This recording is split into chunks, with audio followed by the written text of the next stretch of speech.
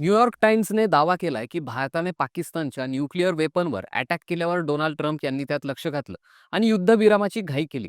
भारताने पाकिस्तानच्या अण्वस्त्रांचा साठा असलेल्या किराणा हिल्सला टार्गेट केलं आणि पाकिस्तानचे अनुभव नष्ट केले. त्यामुळे पाकिस्तानच्या किराणा टेकड्यांमध्ये रेडिएशन गळती झाल्याची बातमी पसरू लागली.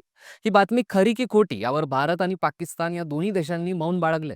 पण भारतीय हवाई दलाने पाकिस्तानच्या रावळपिंडीच्या एअरबेसवर हल्ला केला होता. त्यावेळी पाकिस्तान घाबरला होता, कारण तिथूनच जवळ अंतरावर असलेल्या किराणा हिल्स इथे पाकिस्तानच्या अण्वस्त्रांचा साठा आहे असं सांगितलं जात होतं. भारताने या ठिकाणी हल्ला केल्यामुळे पाकिस्तान शस्त्रसंधीसाठी इतक्या लवकर राजी झाला, अशी ही चर्चा सुरू झाली. पण चर्चेत आलेल्या या किराणा हिल्समध्ये असं काय आहे, की लोकांना या जागेमध्ये एवढा इंटरेस्ट आलाय? तर या किराणा हिल्स आहेत पाकिस्तानमधल्या पंजाब प्रांतातल्या सरगोदा जिल्ह्यात. या खडकाळ टेकड्यांमध्ये भूमिगत बोगदे बांधले गेलेत. इथे 1999 पासून warheads, delivery system, sensitive nuclear बॉम्बचे साठे केल्याचं सांगितलं जातं. याच टेकडीवर इंडियन एअर फोर्सने मिसाईल अटॅक केला, ज्या त्या बोगद्याच्या एंट्रीला धक्का बसला आणि स्फोटाच्या प्रभावामुळे 4.0 रिस्टर स्केलवर भूकंपाची नोंद झाली. त्यामुळे टेकडीच्या आत अण्वस्त्र उष्णतेने गरम झाली, त्यामुळे न्यूक्लिअर रेडिएशनची गळती झाली. त्यामुळे घाबरलेल्या पाकिस्तानने अमेरिकेकडे हस्तक्षेप करून शस्त्रसंधी जाहीर करण्याची मदत मागितली, असे दावे केले जातात.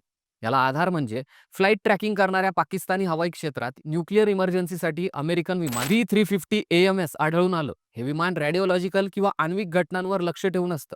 याशिवाय रेडिओलॉजिकल गळती रोखण्यासाठी बोरॉन हे खनिज लागतं, ज्याचा साठा पाकिस्तानकडे घेऊन जाणारं इजिप्तचं EGY-1916 हे विमान रावळपिंडीत उतरल्याचे बोललं जात आहे. हेच नाही, तर इंडियन एअर फोर्सने पाकिस्तानातील नूरखान एअरबेसवर अटॅक केला, जो पाकिस्तानचा आण्विक तळ असल्याचं म्हटलं जात आहे. कारण इथला अटॅक हा इतका जबरदस्त होता की नासानेही तिथं निर्माण झालेल्या उष्णतेची नोंद घेतली. याचा दाखला देणारी एक इमेज सोशल मीडियावर फिरतीये.